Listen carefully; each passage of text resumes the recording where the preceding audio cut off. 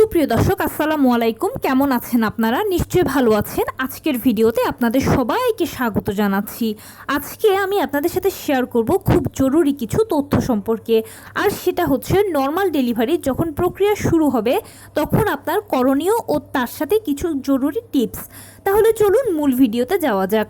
By the way, মূল ভিডিওতে যাওয়ার আগে একটা কথা বলি, আমি আমার চ্যানেলে pregnancy related, specially normal delivery related অনেক ইম্পর্ট্যান্ট তথ্য ভিডিও আকারে শেয়ার করে থাকি। এই তথ্যগুলো আমার পার্সোনাল এক্সপেরিয়েন্স ও আমার ডক্টর সাজেশন থেকে নেওয়া। তাই আমার চ্যানেলটিকে যদি একবার আপনারা ভিজিট করেন তাহলে আপনারা আপনাদের প্রশ্নাতীত মনের অনেক প্রশ্নের উত্তর পেয়ে যেতে পারেন। আমন্ত্রণ জানাবো আমার চ্যানেলটিকে একবার ভিজিট করে দেখার। এবারে চলুন মূল আলোচনায় যাওয়া যাক। আমি শুরুতেই বলেছি আজকে আলোচনা করব নর্মাল ডেলিভারি প্রক্রিয়া শুরু হওয়ার পরে আপনার করণীয় কাজ ও তার সঙ্গে কিছু খুবই জরুরি ও গুরুত্বপূর্ণ টিপস সম্পর্কে, যা প্রতিটি গর্ভবতী মায়েদের জেনে রাখাটা উচিত। সময়তে আপনাকে এটা খুব ভালো কাজে দেবে ইনশাল্লাহ। এবারে চলুন জানাচ্ছি সে বিষয়গুলো কি কি। দেখুন, নর্মাল ডেলিভারিটা যে সিজারের তুলনায় ভালো সেটা আমরা সবাই জানি। কেননা সিজার একটা ছোটোখাটো অপারেশনের আগে পরে বিভিন্ন ধরনের ঝুঁকি থাকে সাইড ইফেক্টস। এছাড়া সিজারিয়ান পেশেন্টকে সারা জীবনভর কিছু না কিছু নিষেধাজ্ঞা মানতে হয়, বিভিন্ন ধরনের রোগের সঙ্গে ভুগতে হয়। নর্মাল ডেলিভারি তার সব কিছু থেকে ভালো। নর্মাল ডেলিভারির পেশেন্টও সারা জীবন ভালো থাকেন। সব কিছু জেনে শুনে আমরা সবাই নর্মাল ডেলিভারিকে পছন্দ করি এবং সবসময় আমরা নর্মাল ডেলিভারিকে প্রায়োরিটি দিই। এখন নর্মাল ডেলিভারি প্রক্রিয়া শুরু হবে কিন্তু পিরিয়ড হওয়া দিয়ে। আপনি ঠিক শুনেছেন, পিরিয়ড মিস হওয়া দিয়ে আপনি আপনার প্রেগন্যান্সিটা যেরকম শুরু করেছেন তেমনি পিরিয়ড হওয়া দিয়ে আপনি আপনার প্রেগন্যান্সিটা শেষ করবেন। নর্মাল ডেলিভারি নবম মাসের 37 থেকে 40 সপ্তাহের মধ্যে হয়ে যায়।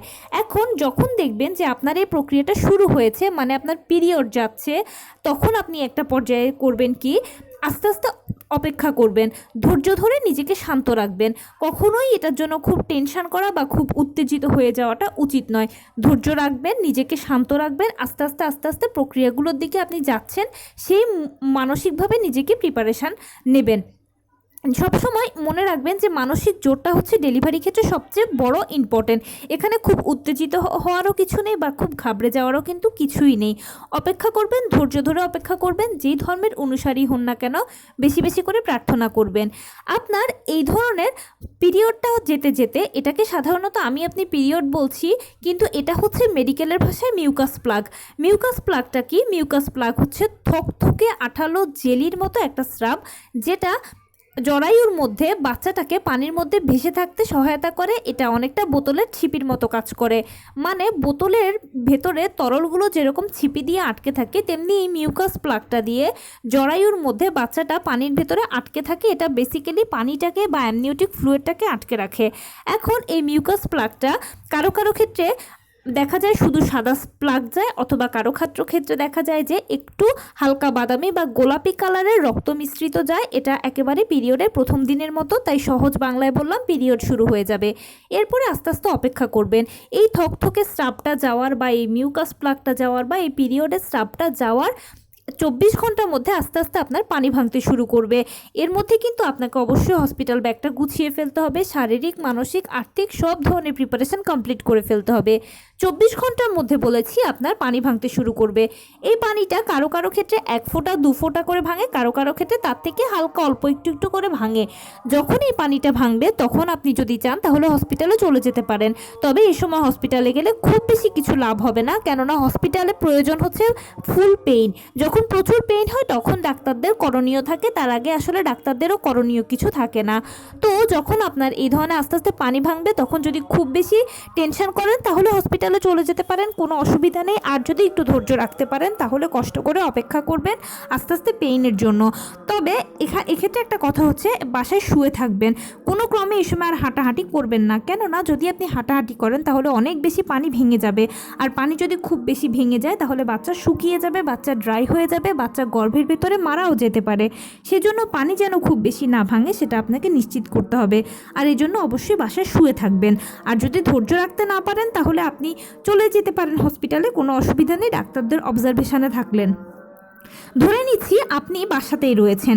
এখন এই সময় আপনি যেটা করবেন যে পানি ভাঙার 24 ঘন্টার মধ্যে কিন্তু আপনার পেইন চলে আসবে। এই পেইনটা ধরেই কিন্তু কখনো খুব বেশি আসবে না। প্রথমে হালকা থাকবে, তারপরে মাঝারি হবে, তারপরে ভারী হবে। কারো কারো ক্ষেত্রে দেখা যায় 10 মিনিট পর পর, কারো কারো ক্ষেত্রে 15 মিনিট, কারো কারো ক্ষেত্রে আবার 30 মিনিট পর পর পেইনটা আসে। তো পেইনটা যখন আপনার শুরু হবে, যখন দেখছেন যে পেইন এসেছে, তখন সেক্ষেত্রে প্রথমে তো হালকা থাকবে। এই সময় যে কাজটা করবেন, আপনি অবশ্যই যেটাই খাবার খান না কেন সে খাবারটা কুসুম গরম খাওয়ার চেষ্টা করবেন। কুসুম গরম খাবারগুলো পেইনকে দ্রুত নিয়ে আসতে সহায়তা করে, কেননা ডেলিভারি প্রক্রিয়াটা সহজ তখনই হবে যখন পেইনটা অনেক বেশি হবে।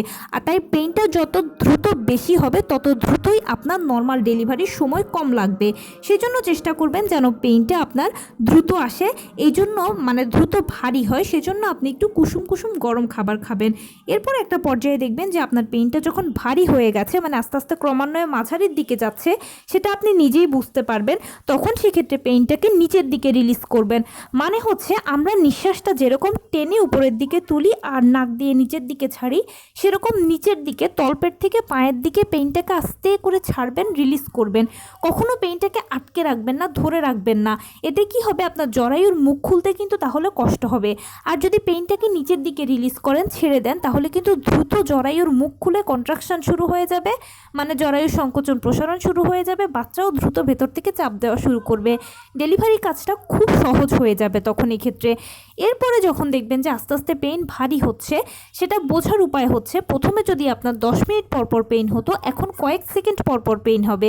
মানে এটা সময়টা কমে আসবে, বারে কমে আসবে, আর ভারী পেইনটা আপনি ফিল করবেন। তবে ভারী বা তীব্র পেইন বলতে এটা কখনোই নয় যে মরে যাচ্ছি, পারছি না, ও বাবা, এই টাইপের কিছু নয়। অবশ্যই এটা সহ্য করার মতো মিষ্টি মিষ্টি একটা পেইন, কিন্তু শুধু এটা বারে কমে আসবে। কখনোই নর্মাল ডেলিভারির পেইনটা অসহ্য নয় বা মরে যাওয়ার মতো নয়, কিন্তু এটা মাথায় রাখবেন। এরপরে যখন আপনার ভারী পেইনটা আসা শুরু হবে, ততক্ষণে আপনি অলরেডি ডেলিভারি রুমে পৌঁছে গেছেন। ডাক্তারদের যা যা ফর্মালিটিস আছে সেগুলো তারা করছে অলরেডি। এর মধ্যে যদি হয়ে যায় যে বাচ্চা ভেতর থেকে চাপ দিচ্ছে, জরায়ুর কন্ট্রাকশন হচ্ছে, তখন সেক্ষেত্রে ডাক্তারও আপনাকে চাপ দিতে বলবে। এক্ষেত্রে টিপস হচ্ছে, অবশ্যই ডাক্তার যখন চাপ দিতে বলবে তখনই চাপ দেবেন, তার আগেও নয়, তার পরেও নয়। যখন ডাক্তার চাপ দিতে বলবে ওই সময় আপনি চাপ দেবেন। তবে চাপ দেওয়ার ক্ষেত্রে মাথায় রাখবেন, আপনার মাথার নিচে একটা বালিশ দিয়ে রাখবেন। মাথার নিচে যখন একটা বালিশ দিয়ে রাখবেন, তখন আপনি খুব ভালো জোর পাবেন চাপ দিতে। আর যদি পাশে কেউ থাকে তাহলে তাকে দুহাত দিয়ে ধরে রাখবেন, আরও শক্তি পাবেন। যদি কেউ না থাকে তাহলে অবশ্যই যা আপনি হাতের কাছে পান না কেন, বা দুটো হাতকে একটু শক্ত করে মুঠি করে ধরে রাখলে আপনার চাপ দিতে আরও বেশি সহজ হবে। তখন আপনার 2-3টে চাপ দিলে বাচ্চা অনায়াসে ডেলিভারি হয়ে যাবে। এখানে আরেকটা কথা বলি, অনেকের দেখা যায় যে সাইড কাটার প্রয়োজন হয় না, আবার কারো কারো ক্ষেত্রে টুকটাক সাইড কাটার প্রয়োজন হয়। যদি আপনার সাইড কাটার প্রয়োজন হয়, তখন সেক্ষেত্রে আপনার ডাক্তারকে আপনি বলে দেবেন যে বুদ্ধি করে একটু অ্যানেস্থেসিয়া দিয়ে দিতে বা অ্যানেস্থেসিয়া প্রয়োগ করার জন্য। এতে যে সুবিধাটা হবে, তাহলে আর আপনার কোনো ব্যথাও লাগবে না, বা কিছু বুঝতেও পারবেন না যে কখন কাটছে, কখন সেলাই হচ্ছে, কখন কি হচ্ছে। ডাক্তাররা এই কাজটা করে থাকেন, তবুও যদি আপনি বলে রাখেন তাহলে জিনিসটা আরও বেশি কনফার্ম হয় আর কি। তো এভাবেই আপনার নর্মাল ডেলিভারি প্রক্রিয়াটা শুরু হবে, শেষ হবে, এবং এই ধাপগুলোতে আপনি এই কাজগুলো করবেন, এই টিপসগুলো ফলো করবেন। ইনশাল্লাহ দেখবেন ডেলিভারি কাজটা খুব সহজ হবে, দ্রুত হবে, খুব কম সময় লাগবে, আর আপনার কষ্টটাও অনেক কম হয়ে যাবে। তো এই ছিল আজকের ভিডিও। কেমন লাগলো বলুন। যদি ভালো লেগে থাকে ও হেল্পফুল হয়ে থাকে, তাহলে প্লিজ লাইক, কমেন্ট, শেয়ার করতে একদম ভুলবেন না। আর সেই সাথে আমার চ্যানেলটিকে সাবস্ক্রাইব করার বিনীত অনুরোধ রইল। পাশে থাকা বেল আইকনটি ক্লিক করে দেবেন, যেন আমি ভিডিও আপলোড করার সাথে সাথে আপনারা নোটিফিকেশান পেয়ে যান। যদি কোনো প্রশ্ন থাকে কমেন্টসে জানাবেন, আমি রিপ্লাই দেব। প্লাস যদি কোনো পরামর্শ থাকে যে কোন বিষয়ের উপরে ভিডিও বানালে আপনারা উপকৃত হবেন, সেটাও জানাবেন। আমি আপনাদের পছন্দের সর্বোচ্চ প্রায়োরিটি দেব। ভালো থাকবেন, সুস্থ থাকবেন। আসসালামু আলাইকুম।